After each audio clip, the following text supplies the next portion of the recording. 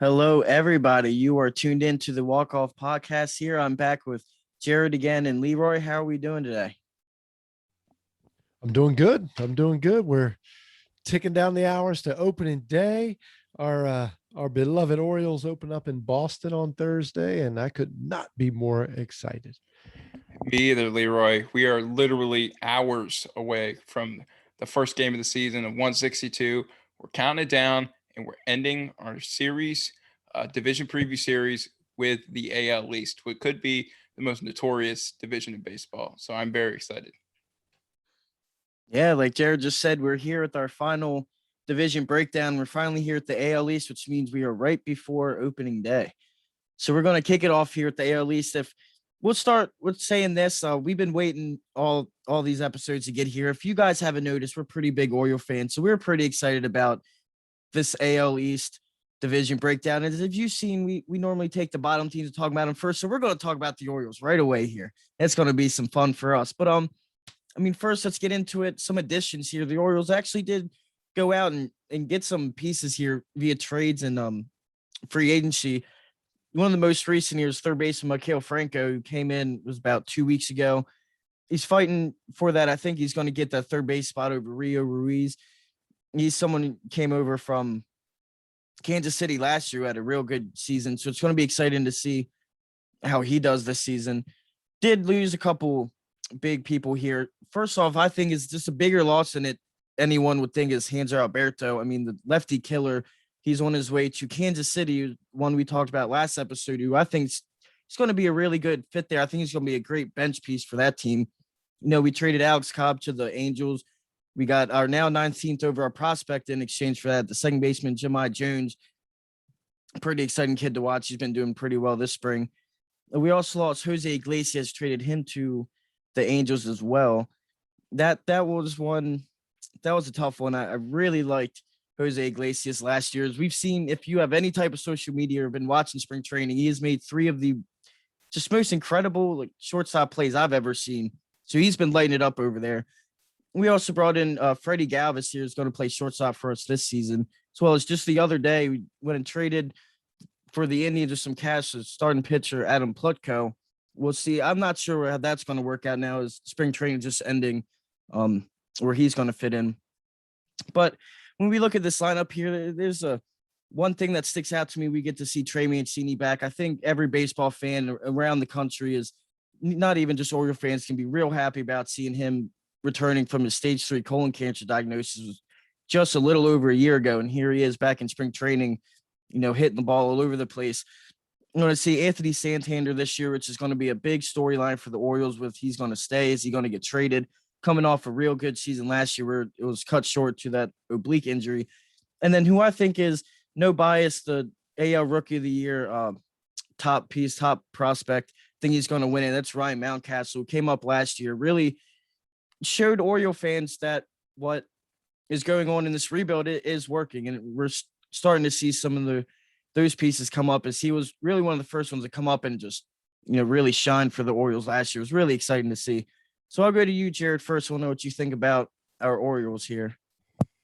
Yeah, Justin, I think it's going to be the easiest decision in MLB's history for AL comeback player of the year. And it's going to be Trey Mancini. I mean, as long as Trey Mancini hits like 250 or 260 with 20 plus home runs in the season, he's going to win AL comeback player of the year. And yeah, I agree with you. Rookie of the year, Ryan Mountcastle, no bias there. Dude is insanely good if you haven't been watching in spring training or at all in the little time he had in the majors last year. We're finally getting to see as Oriole fans that bubble of players we know are going to be a part of the future with Mountcastle. We're going to see Adley Rutschman very, very soon.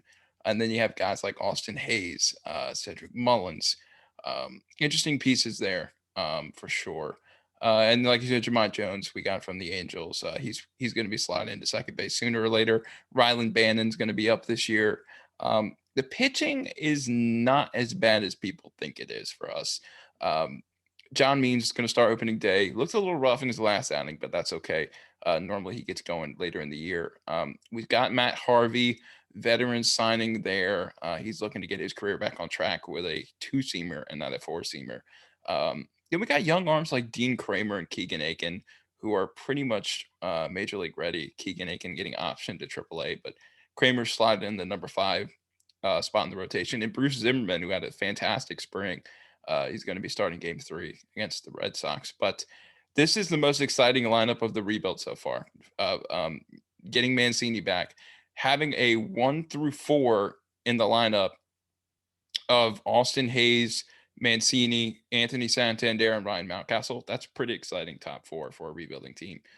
So I like this team for a rebuilding team, right? We're not there yet. We're still going to probably be either in 5th or 4th place, probably in 5th.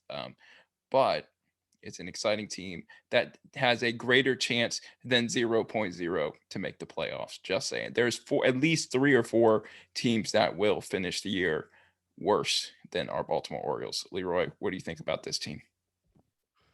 Ooh, I love my Orioles. I got to tell you, I absolutely love my Orioles, but I don't know that I'm as bullish as you guys are in a lot of ways. So first of all, let's just get this out there. The AL East is absolutely freaking stacked.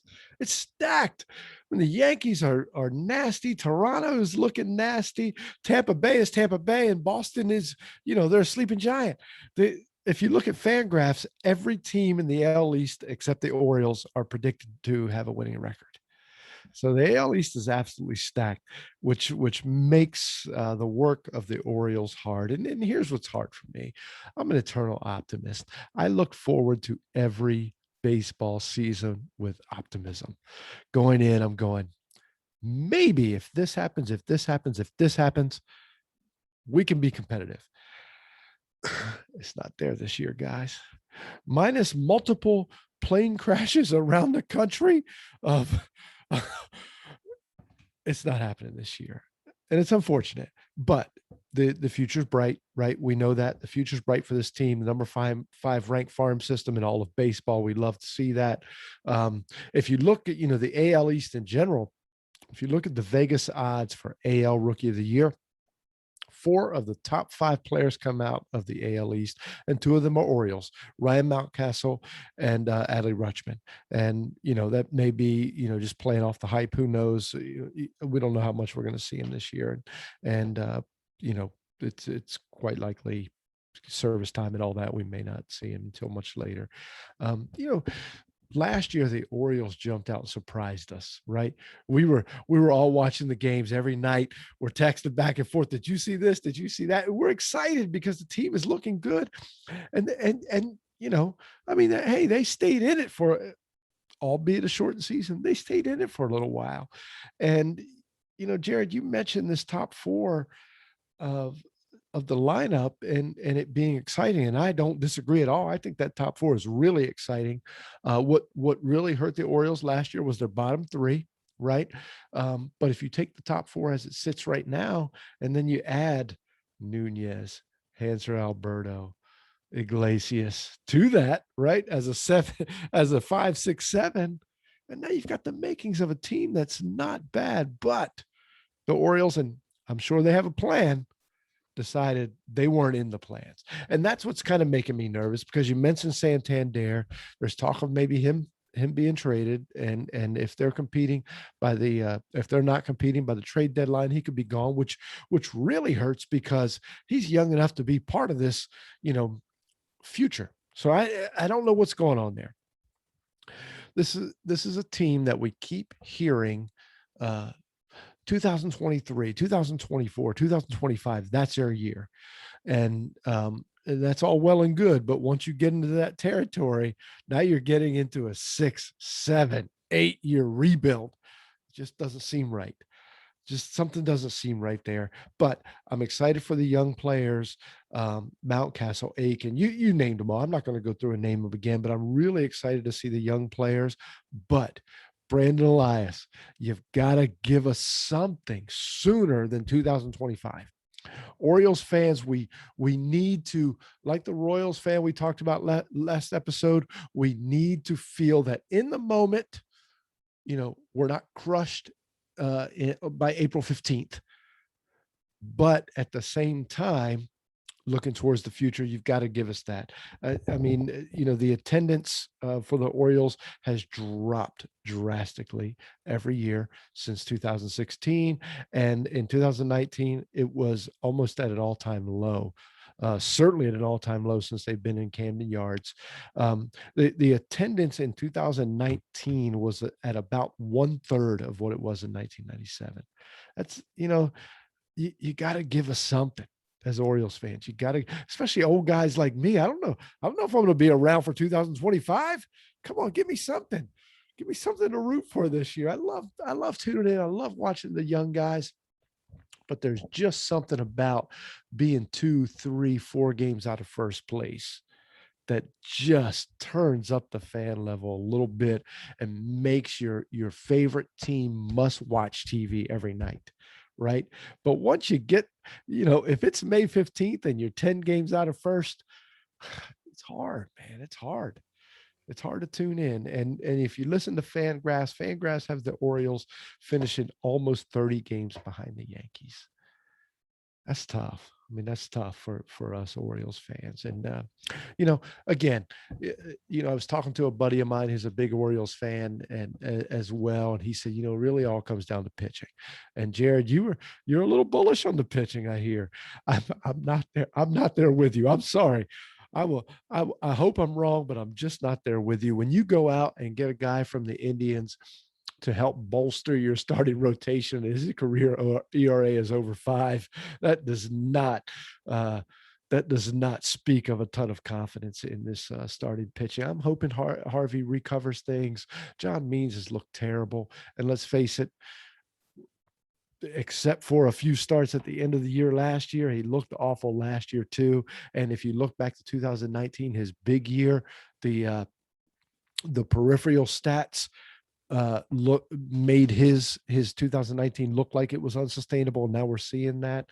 I just the pitching, the 1 through 4, 1 through 5 hitters, I'm good with. The bullpen, bullpen's, I don't mind the bullpen. Pitching's got me a little nervous, and that bottom, you can't go into every game with 3 automatic outs at the bottom of your lineup. And that's what it's looking like. Unfortunately, the future is bright for the Orioles. I think they're doing it right. Don't get me wrong. I think they're doing it right. They're building this farm system that was neglected. The farm system was neglected from 1998 until 2 years ago. Absolutely neglected. And so I'm glad to see that, but we're not a small market team. We can spend some money. I just hate the perception that we're not trying. And that's what it looks like to a lot of the baseball world right now. So I'm gonna get off that soapbox. Maybe we can do an Orioles podcast, or you guys can go to BaltimoreBattery.com and read all about it. But I want to be excited in April about the potential of my team this year and not necessarily 3 years in the future. The question we need to ask ourselves is, why not? Right? Yeah. We almost had a why not season last year. We were holding on to that 8th seed for pretty much the first month of the season. So we were right in it, believe it or not. We were the Miami Marlins of the American League for the first half of the year. I'll hang on to that as long until I will hang on to that, and I will watch every game, and I will hang on to that hope and that why not as long as humanly possible, because it's just my nature. I'm an Orioles fan and I'm a Washington football team fan. I am cursed, absolutely cursed with my sports fandom, but I hang in there every year, and I try to be positive, and I will be this year. If this goes right, and I'm going to keep feeling that. I just wish there were a little more positives, like we feel with like a Kansas City. Yeah, I mean, Leroy, I can't really say I disagree with you. There's definitely a lot going on with the Orioles. For a team that we watched them rebuild for like 17 years, I think it is safe to say that this does feel a little different. To me, at least, it does. I think there's a lot of things that Michael Elias and that new front office is doing that we've never seen in Baltimore before, like giving out all that money in the July's international signing period last year, where Elias made it a point to go out and invest in that international market. When you look at these great teams like the Yankees and the Red Sox and the Dodgers and all of them, that's what they do so well. And that, I think, that is a new thing for us to see as fans. That's something we've never really seen much before. I think that's something we're going to see coming in. And then, of course, when you look at our farm system, and no bias, it is loaded. Is just a crap ton of pieces that, especially this year, as compared to say in 2018 and 2019, that we're going to start seeing a lot more of those pieces. I do think at some point we're going to see Yusniel Diaz out there in the outfield, who was the main piece of that Manny Machado trade with the Dodgers back in 2018. I don't know if we see Adley this year, to be completely honest with you. I don't really want to. I don't want to see a situation where he's rushed like Matt Wieters was back in the day, to where he didn't really develop much. But when I look at the bullpen, that's where I get really, really excited. And there's still more arms that are coming through. Well, right now we have Bruce Zimmerman as the starting rotation, a kid out of Baltimore, come up this spring and is just honestly has surprised everybody, really earned that role in the starting rotation. That's going to be exciting to see. Then we'll see Tanner Scott probably going to actually take that closer role as Hunter Harvey is injured again. Tanner Scott last season at a 1.26 ERA as a part of, believe it or not, was a top 10 bullpen in baseball. But no one would ever think that. But when you go back and we watched all those games, obviously, and you look at where the Orioles thrived, there was late in games when they were able to only be down a couple runs or actually be up. That bullpen really helped them hold it down. And that is something I think the Orioles are going to be able to build on this year. And then obviously, like we said, we have Trey Mancini back. That in itself, you're adding a 25 home run, near 300 hitter along with who I think Maikel Franco honestly could step up and change the scenery. Last year, he had a good season. He is a guy that can steal you 20 bases and hit 20 doubles. And I think that's something we haven't seen here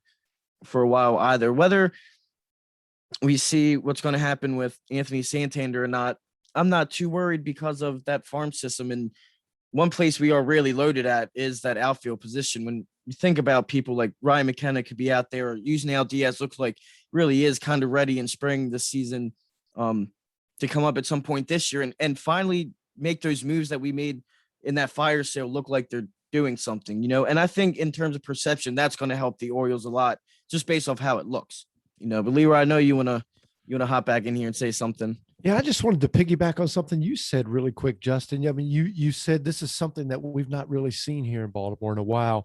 And, we went through a kind of a glory period, right, from 2012 through 2017 even. And even then, you're enjoying the moment, but there never felt like there was a plan in place. Right. It was a group of scrappy, fun players that loved to play the game, led by a manager who just knew what he was doing. And he made it work, but there never felt like it was a long-term plan. There's a plan in place right now. And if nothing else, we can hang our hat on that there's a plan. And hopefully we can't get out of this without talking about the elephant in the room.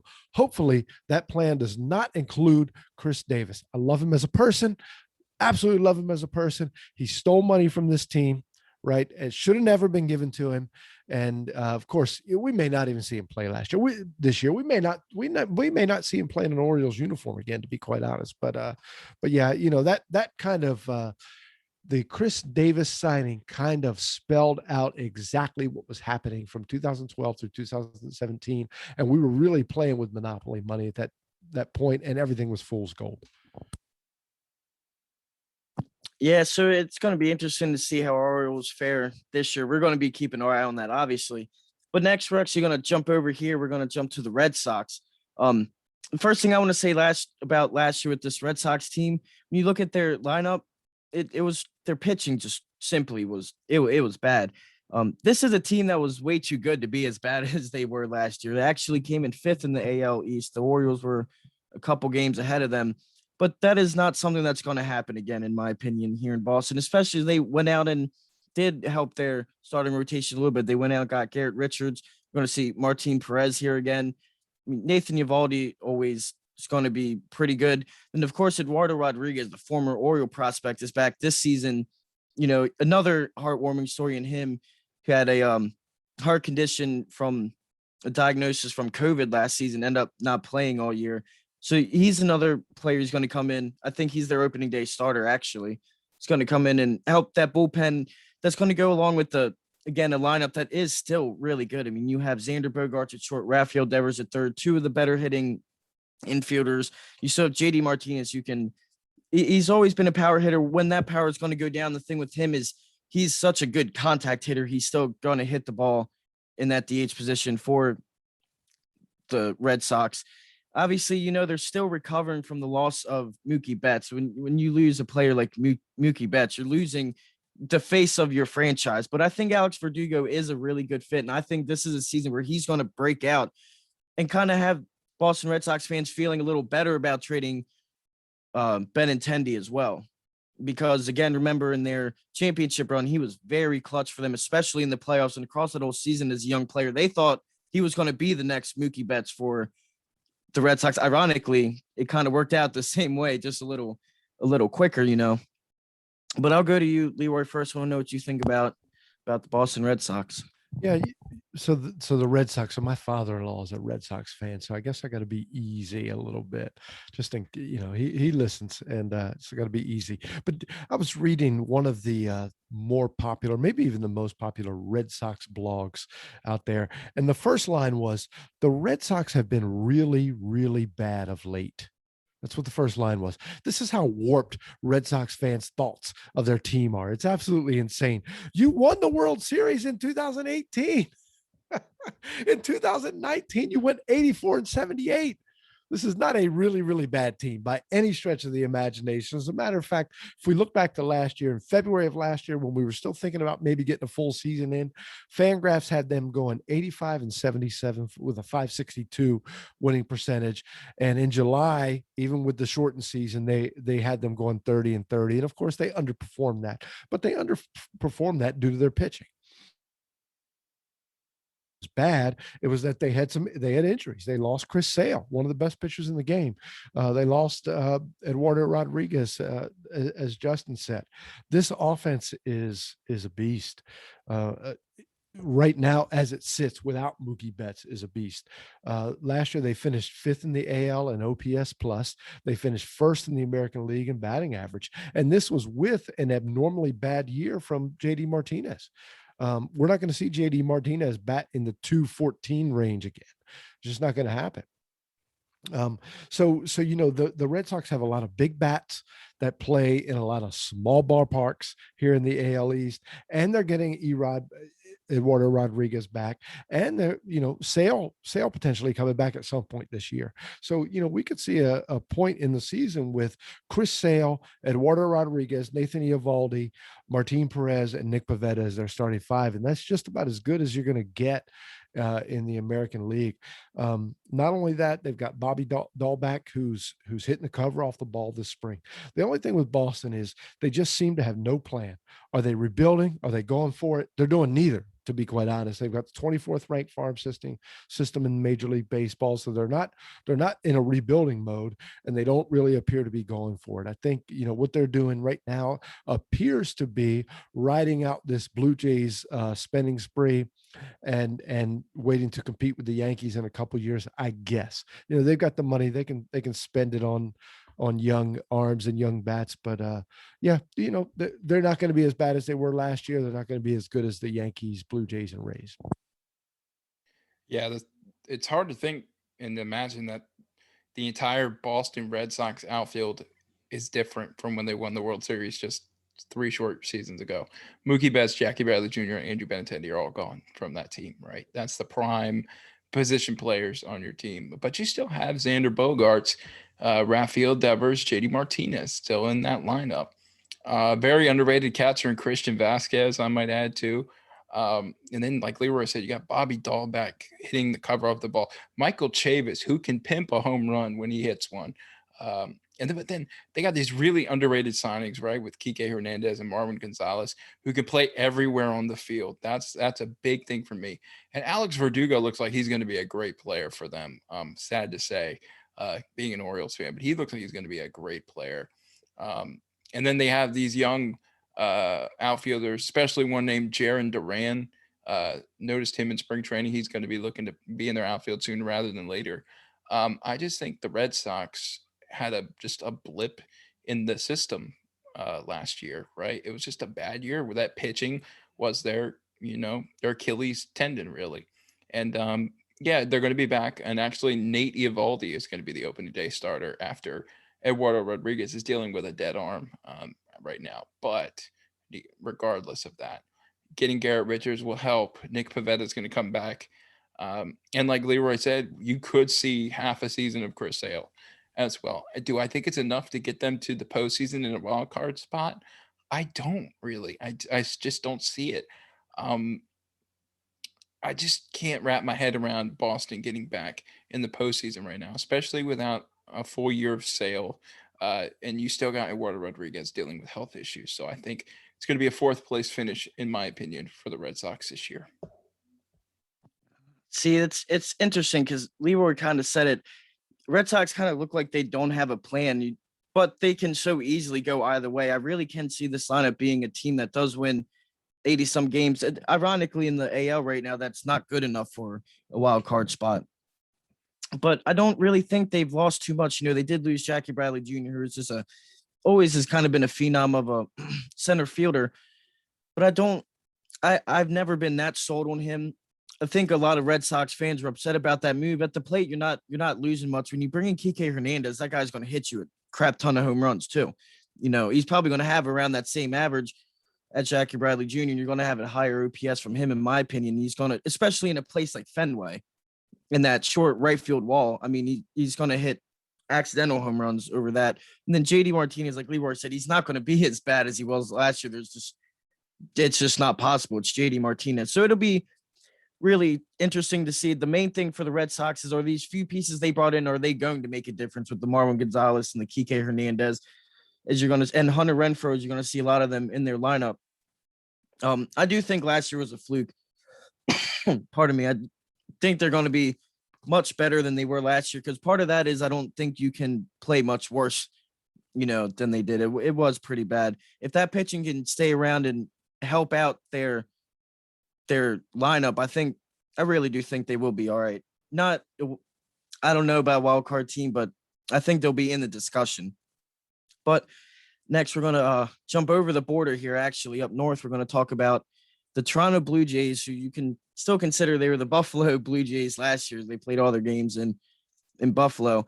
But talk about a team that is up and coming. We keep talking about the Padres and the White Sox, these exciting teams. I think the Blue Jays are right there with them. I mean, you look at just some of the pieces they have. Vladimir Guerrero Jr., we knew since the second he was in the minor leagues, he was the number one over prospect. He was going to be a beast, hit the cover off the ball. It's like his father. You'd think he finally found his place there at first, where I think that suits him a lot better than when he was playing third base. So seeing him, settle in, that's going to be real good. And obviously they went out and they got George Springer in the offseason on that big 6-year deal. That was a move that says we're ready to do something, now and keep it going for a while. When you talk about the Royals and these bigger long-term deals, they're in it for the long haul. The Blue Jays are kind of that same way, and they're a couple years ahead of them, and I think they're ready to make that push. As we saw them in the playoffs last year, that got bested by the division rivals, the Rays, but that's kind of indicative to where they are right now. They're pretty close. They're right there, but just not quite yet. And I mean, there's just even more pieces in that lineup that are so exciting. They also now got Marcus Semien, who's actually going to be playing second base for them. As you also have Bo Bichette and Kevin Biggio, another two really young, I think both underrated players, as well as in their starting rotation. You're going to see Hyun-Jun Ryu, who formerly was has always been very good. Also, I think underrated. And he's going to cause problems for a lot of teams, I think, this season. And we'll see a lot of Nate Pearson, who I think is a really exciting young pitcher for the Blue Jays. So I'll go to you, Jared, first. I want to know what you think about the Toronto Blue Jays here in 2021. Yeah, the Blue Jays are going to be another exciting team. It's going to be hard not to like them for what they did in a short period of time. They kind of like did the fast rebuild, right? It's like 2 years of a rebuild, and then you're back in there like, why can't we do that, right? It's crazy because 1 minute they had Jose Bautista, Troy Tulowitzki, Russell Martin, right? And now we're getting the three sons of legendary players: Kevin Biggio, Bo Bichette, Vlad Jr., right? Um, and that three is going to really carry them into the future.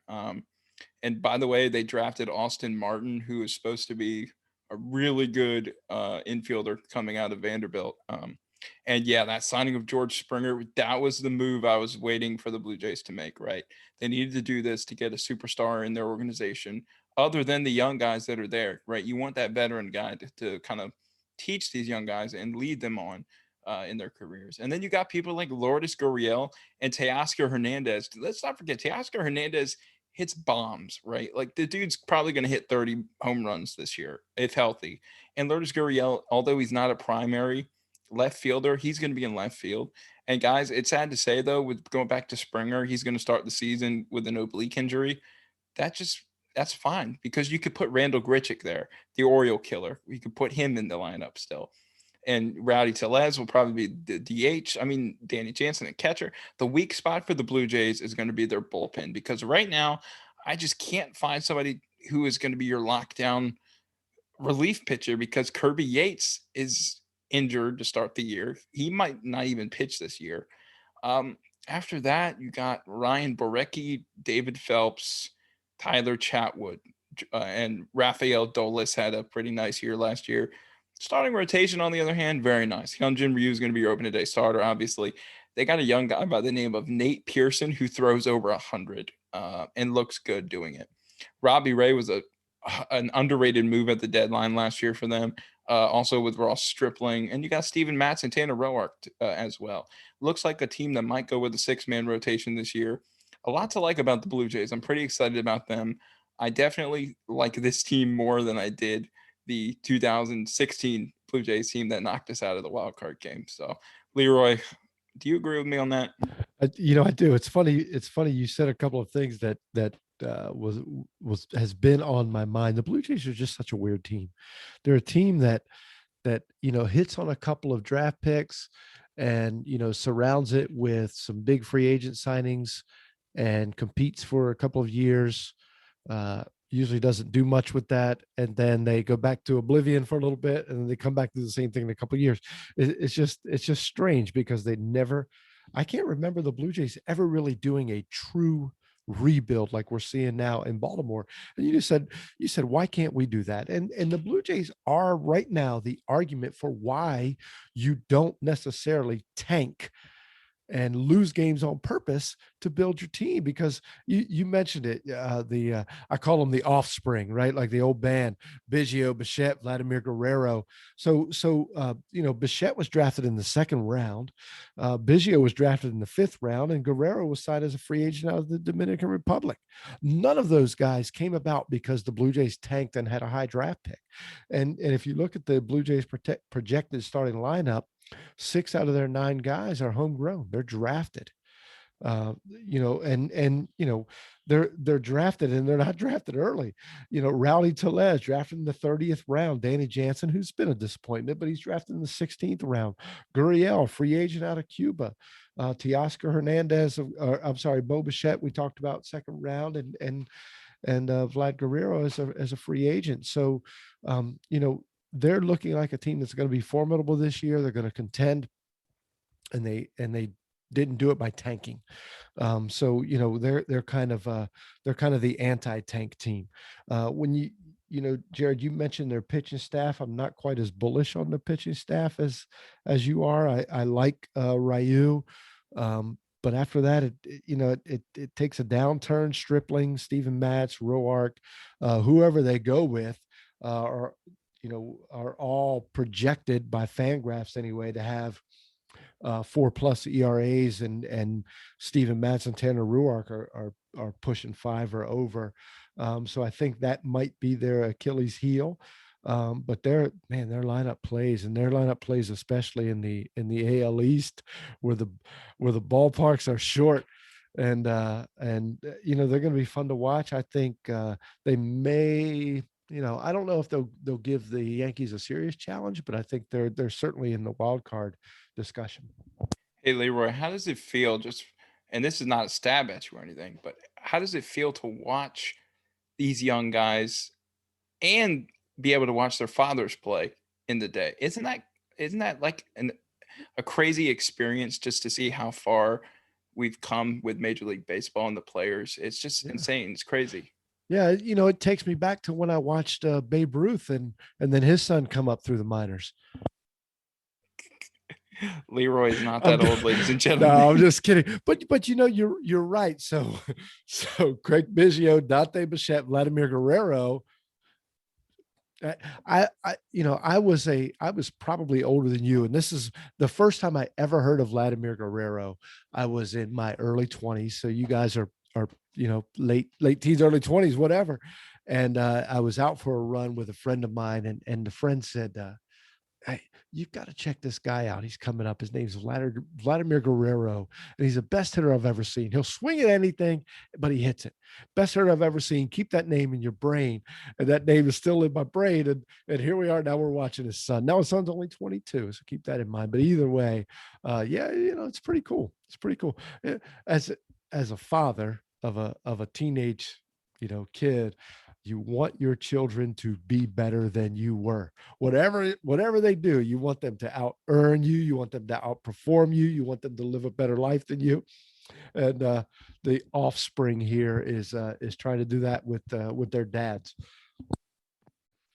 Yeah, it is pretty cool. I know me and Jared can say we saw Vlad Sr. I mean, we even got to see him in Baltimore for that last year. He was always one of my favorite players growing up. But I mean, good luck to Junior, being better. It's pretty big shoes to fill. That's Hall of Fame shoes right there. But I think the rest of the Blue Jays are just really exciting. And they're so young. They're so young. And they have that core. And then they went and got those couple big signings. And I think that is a really good way to build that team. And that's going to be really exciting, unfortunately, for us as Oriole fans. I've always had that Blue Jays, they just something about them, something about their logo and all that. It just, they get me, but they're doing it right. And I respect that fully. But before I could go on forever about that, we're actually going to jump over here to our buddy Jared. He's going to give us our AL East version of his 7th inning stretch. Yep, that's right, Justin. Last special edition of the stretch for our division series previews. Last but not least, the AL East trivia question. We did not get a winner in last week's trivia question. Last episode's trivia question. But we could get one this week. So let's get right into it. AL East edition of this stretch. Who was the last player to lead a league in stolen bases the year his team won the World Series? And yes, it was from the AL East. Think about it. So you only have a few options, right? Rays, Red Sox. Those are your teams. Who made the World Series? Oh, made the World Series? Yes. Can you repeat that question again? I can. The question is, who was the last player to lead the league in stolen bases the year his team won the World Series? So they won the World Series. And whoever this person was led the league in stolen bases the same year. That's a pretty difficult one.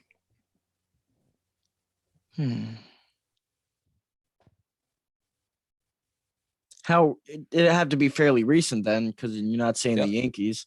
Nope, it's I'll give you this. It's either from the Red Sox or the Rays, because it can't be the Rays because they didn't win the World Series. So you're basically down to the Red Sox. You have to think from the Red Sox team who won the World Series. There, that should be boom, giving it to you basically. I mean, that's say Mookie Betts, right? That was my thought too, but just to be different, it's got to be. I'm gonna say Mookie Betts. The only one I could think of could be Shane Victorino, but I don't remember him stealing that many bases.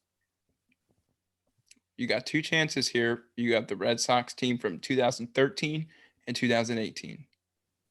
And Justin's going with the latter. He's going with Mookie Betts, which is a good guess. It's a very good guess. Yeah. But the way you're saying that is telling me I'm wrong. Oh no, I mean I'm not saying anything. Just to be different, and I don't even know if this guy was still on the Red Sox in 13. When you get my age, your years just get all messed up. But I'll go Nomar Garciaparra. Oh my gosh. Wow. Well, Justin's was closer, but again, guys, I'm sorry to say that you did not get it right this week. The correct answer was Jacoby Ellsbury. Barry. He stole Yep. 52 stolen bases. And then he signed that contract right after that, didn't he? Yep, with the Yankees, and it went downhill Like from there. never played again. So, yeah, sorry guys, didn't get it this week, but we'll try for next episode. Davis, you got lucky, buddy. Last Yeah, two episodes, and they didn't move, so you are lucky there. But we have to get into it. Let's get into your 7th inning stretch. All right, starting off, the New York Yankees first baseman Luke Voit will officially begin the year on the injured list, Marley Rivera of ESPN reports. Yankees manager Aaron Boone confirmed Voit has suffered a meniscus tear in his knee and will undergo surgery. He'll be shut down from baseball activities for the next 3 weeks and isn't scheduled to return until mid-May. Because of this news, the Bronx Bombers have selected the contract of one Jay Bruce. Mike Tauchman also made the big league roster, while Robinson Chirinos and Derek Dietrich were both released from their minor league deals, but agreed to new ones to stay with New York. And some more bad news. I feel like the bearer of bad news for the AL East, but the Rays bullpen received some terrible news last week as right-hander Nick Anderson suffered a partial tear of his elbow ligament and will likely be out past the All-Star break.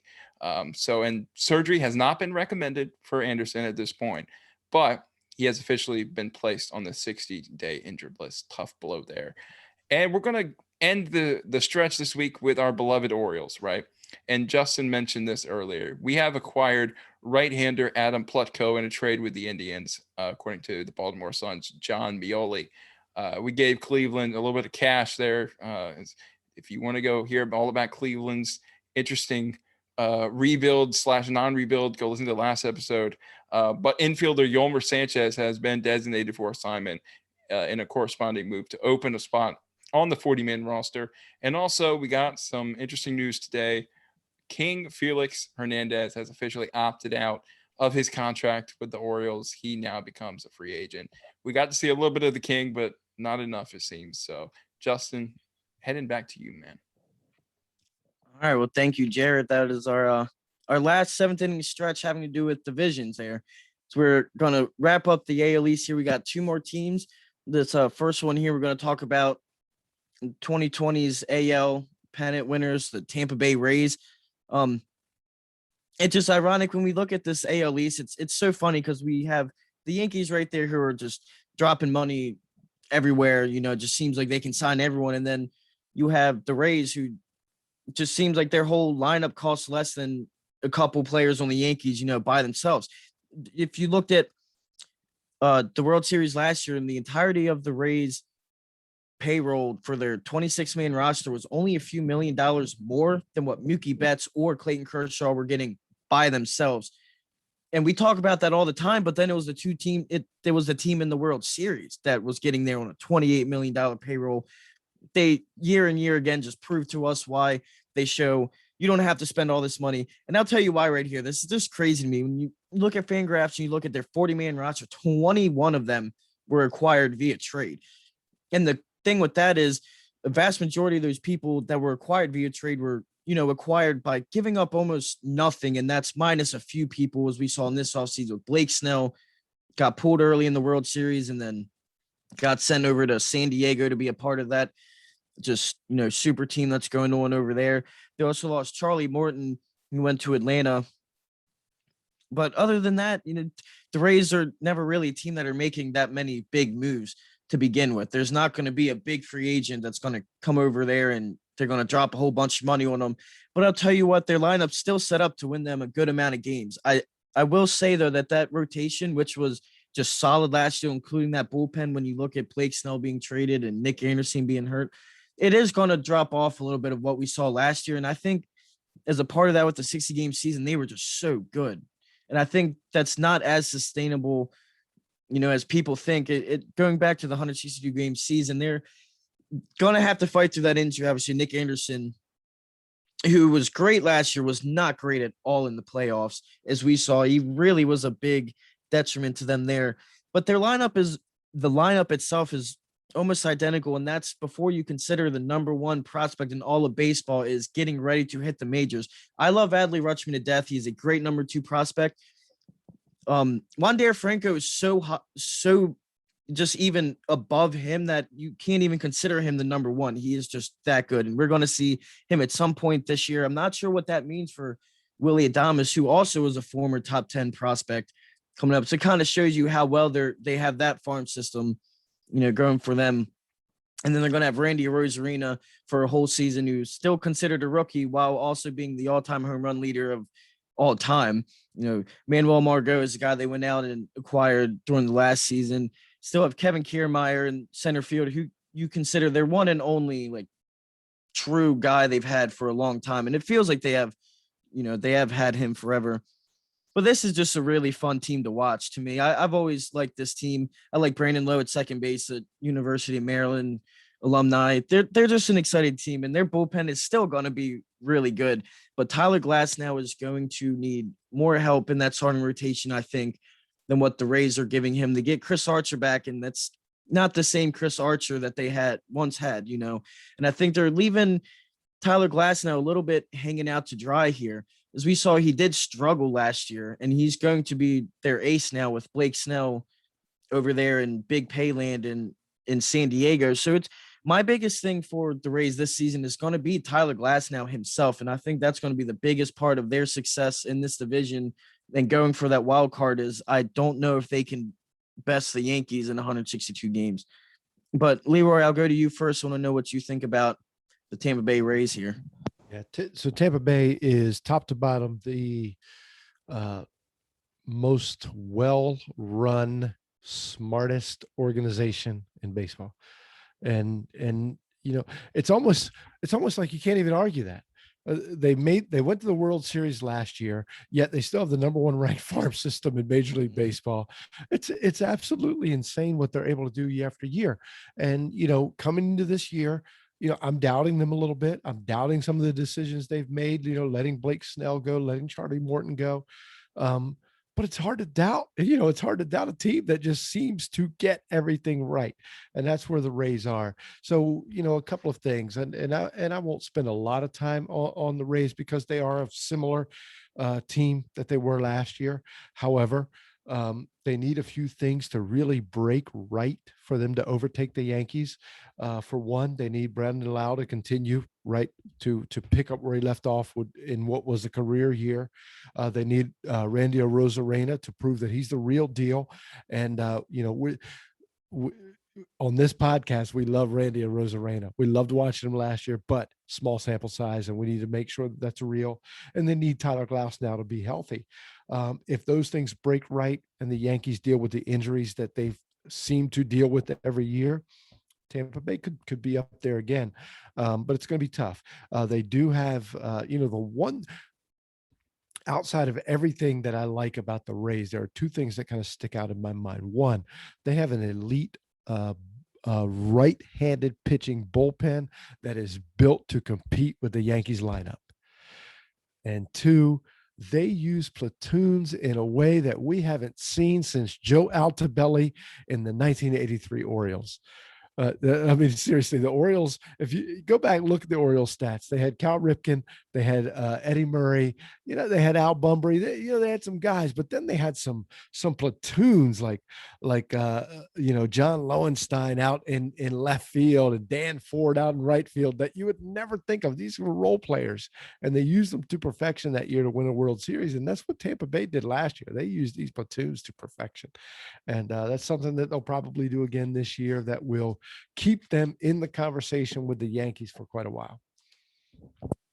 Yeah, I agree with Leroy. And it's funny because the Rays are going to do the Rays things, right? They're already considering using an opener in the first series of the year because they're playing in Miami where there is no DH. So they're like, oh, well, if we start an opener, he'll go 2-3 innings, change him out, pinch hit. Yep, it is smart. It's very smart. And if you got a rotation like the Rays where it's good, but it's not great, right? It's not elite.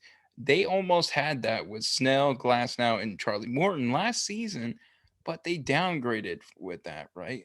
And you know what, Justin, you're right. Chris Archer is not who he was before. That's just obvious. Ryan Yarbrough is a solid lefty who they've had for a little while now, but he's no ace. Rich Hill, he's 41 years old. He's like Nelson Cruz age, but not Nelson Cruz, right? And Michael Walker, right? It's like you're getting the scraps from the table who could do something and could be valuable for you, but they're not Blake Snell and they're not Charlie Morton.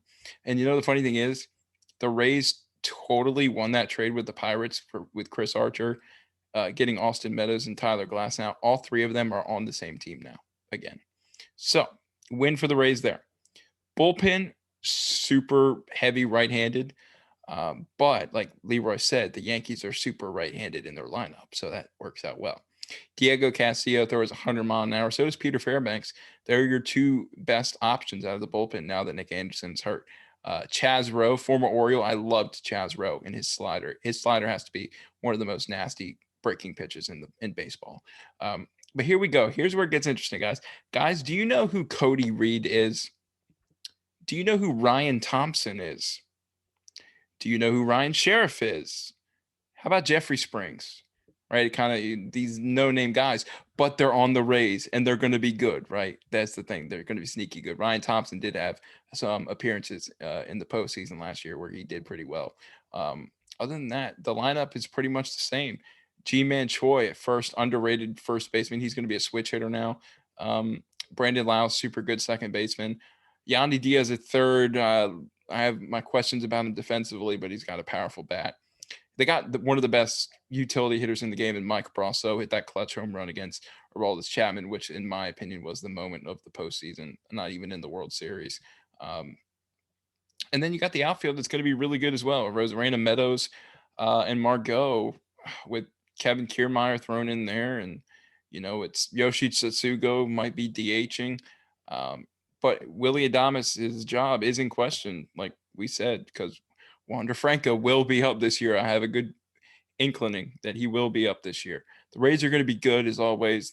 As Leroy said, they're the most well-run team. They have probably the best manager in the American League and maybe in all of baseball in Kevin Cash. So the Rays are going to be good, but are they going to be good enough to beat the Yankees? We'll find out in the final predictions. But Justin, take us away on your thoughts on the Rays, and we're one team away from completing our division series preview.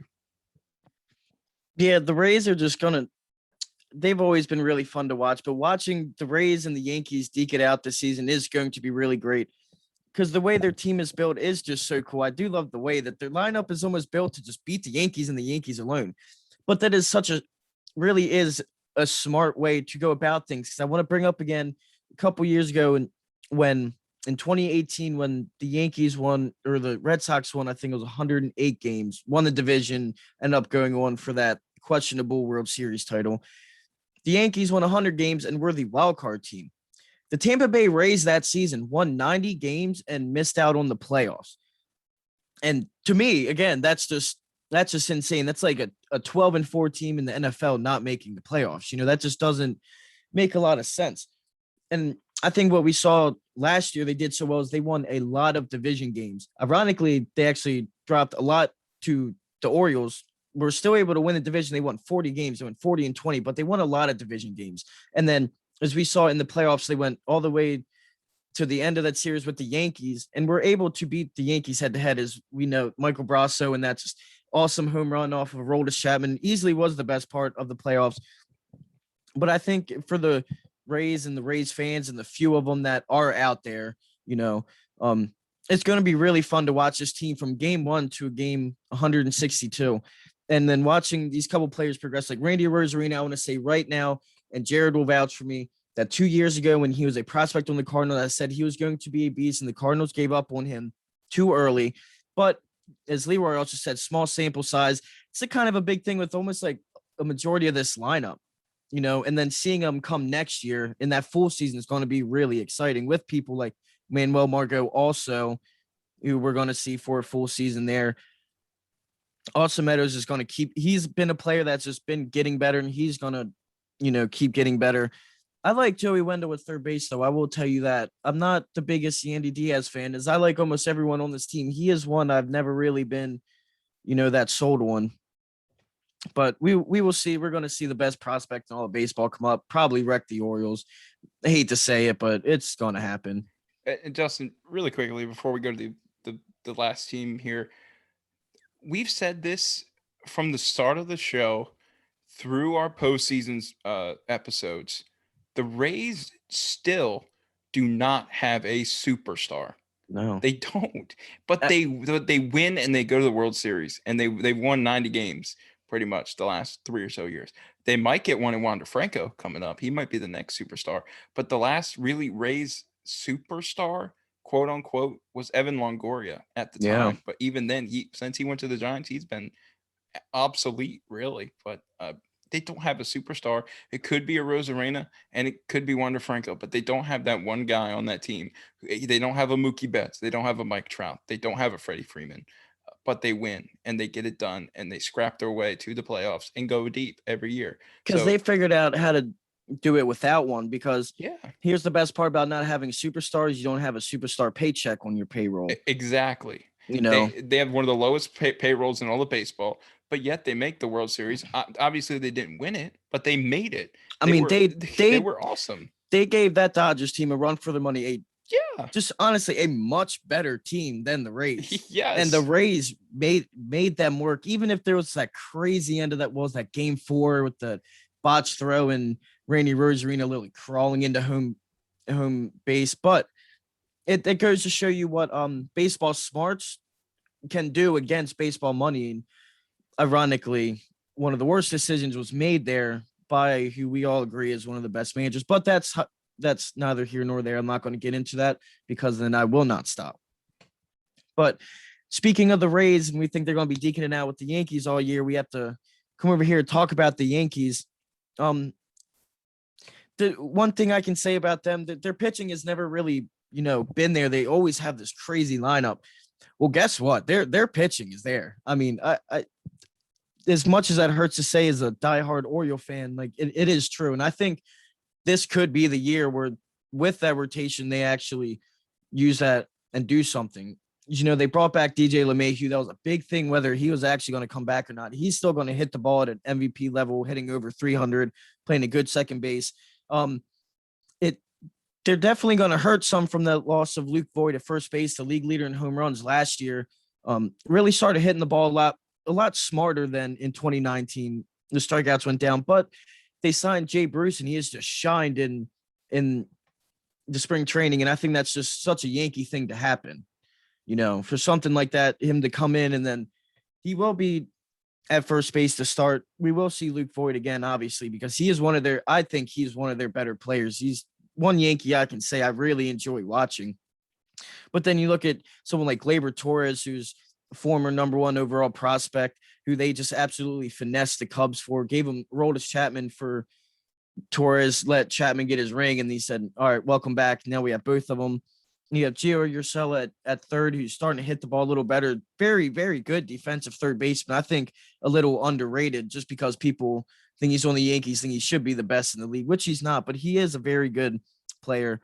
The only part in this lineup that worries me is their catcher, Gary Sanchez. I just don't think he has it. I mean, we keep seeing things. It's going to break out this year. He's going to break out this year. Maybe next year. I think that's one place that we might see something shift around during the season, especially with this rotation. As we saw last year, Kyle Higashioka was actually Garrett Cole's personal catcher. Garrett Cole did not pitch to Gary Sanchez, and that's something that does concern me a little bit as you see the rotation start to pick up. Why doesn't Garrett Cole want to pitch to Gary Sanchez? Do we see a little less of him and more of Higashioka throughout the season? But that's really the only flaw I have with this team at this point, especially their bullpen also has been what's been good for a while. Now the rotation has followed that. But Leroy, I'll go to you first. I want to know what you think about the big boys in New York. Ah, the hell with the Yankees. I hate them, but they are the class of the AL East this year. Their lineup is nasty.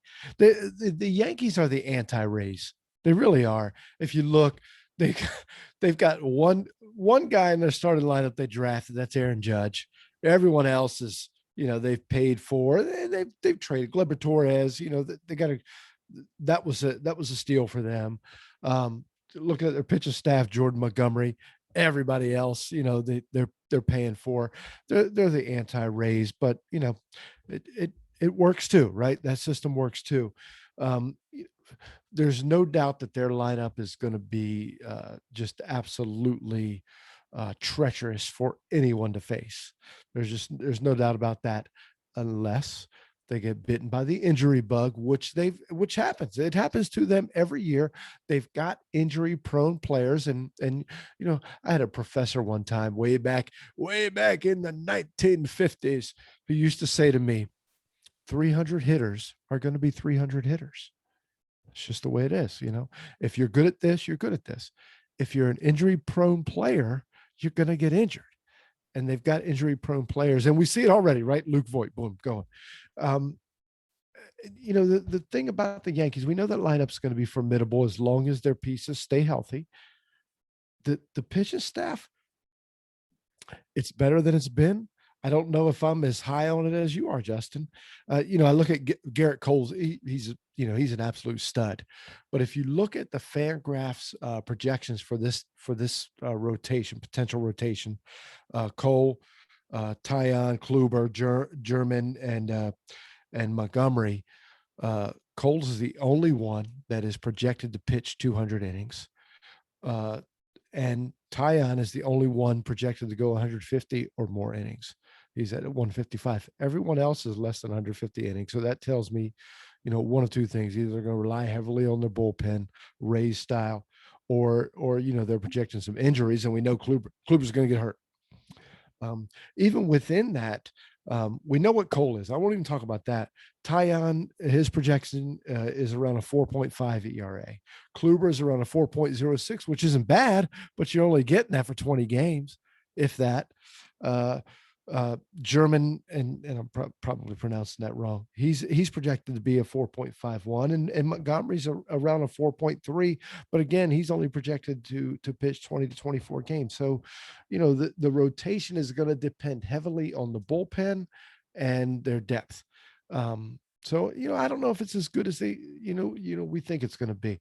The good thing for the Yankees is they've got the lineup to overcome that, especially playing in the AL East with big bats and big parks, or little parks, big bats, little parks. Yeah, I'm with Leroy. The Yankees are only going to be as good as their health allows them to be. Until I see a full season of Aaron Judge, until I see a full season of Giancarlo Stanton, until I see a full season of Gary Sanchez or Luke Voigt, I just don't know about the Yankees. I mean, they're good, obviously. I'm not saying that they're not, but their best player is not Garrett Cole, by the way. It's DJ LeMahieu. The dude's been hitting the cover off the ball ever since leaving Colorado. Even in Colorado, he was good. So he got even better with the Yankees. He's the best player on that team. I don't know what they're doing with their catching position. Like Justin said, are they going to go all in on Sanchez? Because Garrett Cole will be caught by Gary Sanchez on opening day, and Aaron Boone's made that quite known. So, although Garrett Cole might have more success with Higashioka, can you take that bat out of the situation? I just don't know. Luke Voigt being hurt, that's going to kind of hurt a lot, and Gio Urshela is pretty solid over at third base, I must say, bat and glove. I mean, he turned his career around for the better. And finally, Clint Frazier will be starting in left field for the Yankees. I've been rooting for I hate the Yankees. I've been rooting for this guy for the past 3 years or so, for them to just give a chance to, because they traded Andrew Miller over to the Indians and got Clint Frazier back. Brett Gardner's been there the whole time, and Mike Tauchman's been in the way a little bit. Aaron Hicks signed a 7-year contract with the Yankees a couple years ago. He's been great, by the way. He's been a good everyday player for them. Clint Frazier starting in left field is really a good move by them, I think. Gleyber Torres, I have questions on defense at shortstop. I don't know what the heck they're going to do with Miguel Andujar. I haven't even heard his name in such a long time. Sad situation, because he looked like he was going to be a pretty good player his rookie year, but the pitching is, like Leroy said, it's going to be either really good or really bad, pretty much. Garrett Cole is going to be the ace. He's going to be Garrett Cole. Corey Kluber's, he could be good, but he might get hurt. Like Leroy said, he has that history. Tyon, we don't know much about, because he was a number 1 overall pick. Got Tommy John already at a young age. And then after that, you're going to go to the young guys, Herman and Montgomery. bullpen's actually kind of sneaky good. When I'm looking at it here, you got Chapman, obviously. Britton's going to be out for a little while with an elbow issue, but they got Darren O'Day, another Oriole favorite of ours. Justin Wilson, Chad Green's still there. They got the potential to win over 100 games, obviously. Possibly more like 105, 110 if they're healthy. If Aaron Judge is healthy, if Giancarlo Stanton's healthy, this team's going to be hard to beat. And I still have them. We're getting to final predictions right up next after Justin here, but I still have them at the top of the American League. And I think this will be the year that we possibly see that Dodgers Yankees World Series. I think it's a good possibility. So, Justin, what do you think? Yeah, I like how you said that this team really is as good as their health will let them be. And my lord, if they're going to be fully healthy, there's going to be a really good baseball team. There's at least 6 players in that lineup, if we're going to say Luke Voigt is healthy right now, that are not only could, but probably will hit 30 or more home runs. Like that's just insane. When you look at Aaron Judge, if he's healthy, he's going to hit a whole crap ton. If Giancarlo stays healthy, he might be hitting the ball better than he ever has in his career so far this spring. If he stays healthy, that's just going to be absolutely nuts. And then you bring in, they have depth now. That was something I thought the Yankees have actually been kind of lacking in the last couple of years is their depth. And I think now they have a little more of that. You know, Tyler Wade is someone Yankee fans are just not high on, but he is a younger player, I think, who will be good on the bench in the bench situations for him. They do bring back Brett Gardner, who is one of a homegrown guy for the Yankees, has been there forever. For all we know, he could have had hair when he first got drafted. We don't know. It's been that long. But then they have Mike Tauchman. They said he's going to make the squad. That's a big one because Aaron Hicks is another guy who's could go up there and hit 40 home runs, or he could miss 3 months of the season. So you really are right. It's based off of their health, but my lord, if they are healthy, that's going to be really good because I do think the rotation is just good enough to win them those couple more games. Because if you looked at them the last few seasons, they're 20 what year was that? 2017, 1 game away from the World Series. Again, 2019, 1 game away from the World Series. This past year, very close to the World Series is when they were beat by the Rays. So it's just hard to see with the improvements in that rotation for a team that has been so close and right there, and their bullpen still being that good with all you mentioned, Jared. Also, Luis Cessa is another guy, just a flamethrower out of that bullpen. They have so many things they can throw at you. But my one concern with that is if you look at their starting rotations through their bullpen, there is about 3 left-handed pitchers in that 40-man roster at the moment. And that, that is something. And especially when you're playing in a division with a smart manager like Alex Cora in Boston, who's great with matchups, and Kevin Cash in Tampa Bay, who even has built that lineup, to help the matchups really to face the Yankees. I think that is one thing that can get to them between that and their health. We'll see Domingo German back this year after all those off the field issues he's had recently. But then also don't forget they still have Luis Severino. If he somehow can come back off that Tommy John either at the end of this year or come next year, that rotation just gets even better. If you remember, he was a guy that almost won 20 games a couple years ago before he got injured. So I do think the Yankees are in a much better spot than they have been. I can't wait to wash my mouth out after saying that, but they are a very scary team with an MVP caliber DJ LeMahieu there, and they're going to win a lot of games. They will be an exciting team to watch, and they're going to beat the Orioles a whole bunch this season. As much as that sucks to say, and they're going to beat a lot of teams this season. It's crazy to think, Justin, that the Yankees signed Luis Severino before he got hurt. 4 years, like 50 some million, and it's not even hurting them at all. Yeah.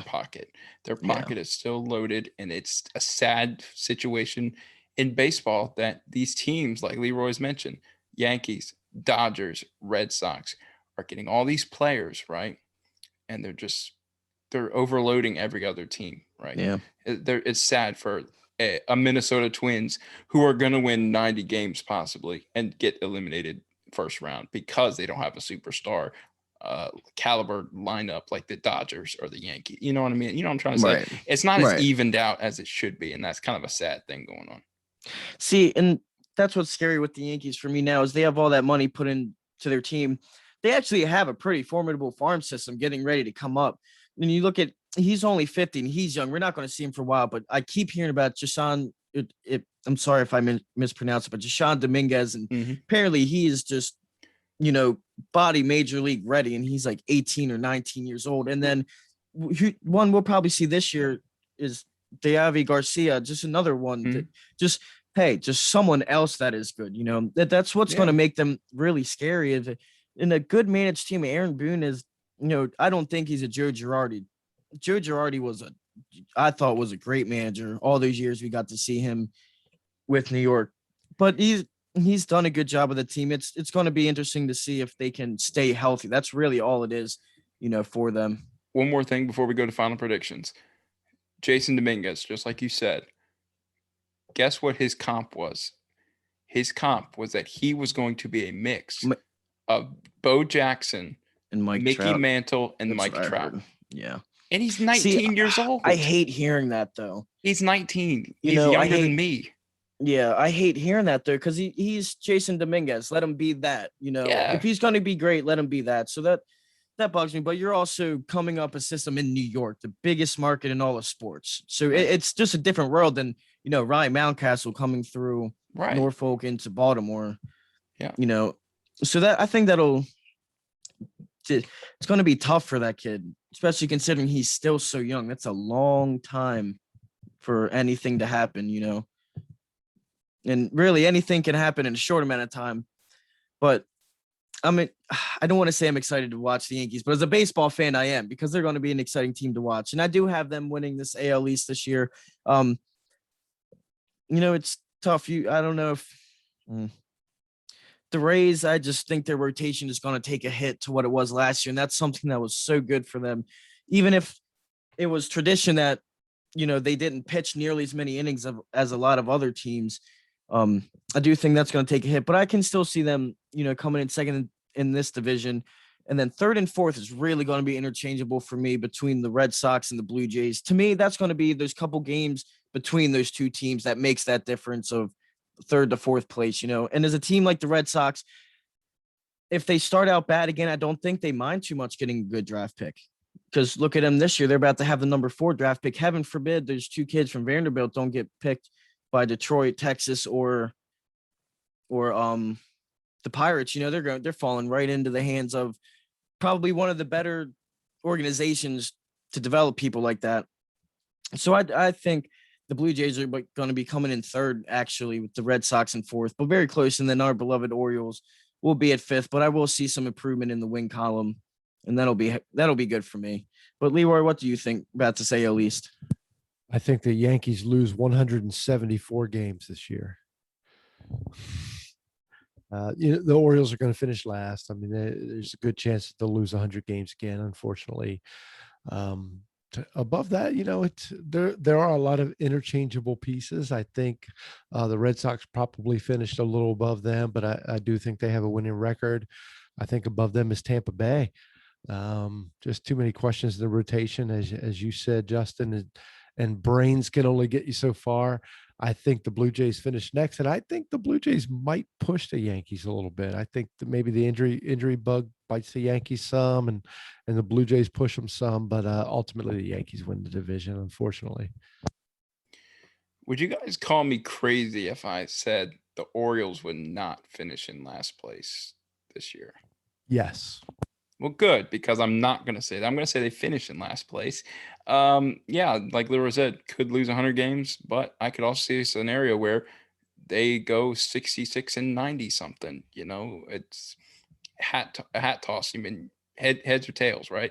Boston fourth. I just think Toronto's better than them this year, all around, offensively and pitching wise. I don't think the Blue Jays are going to overtake Tampa this year, but next year, definitely.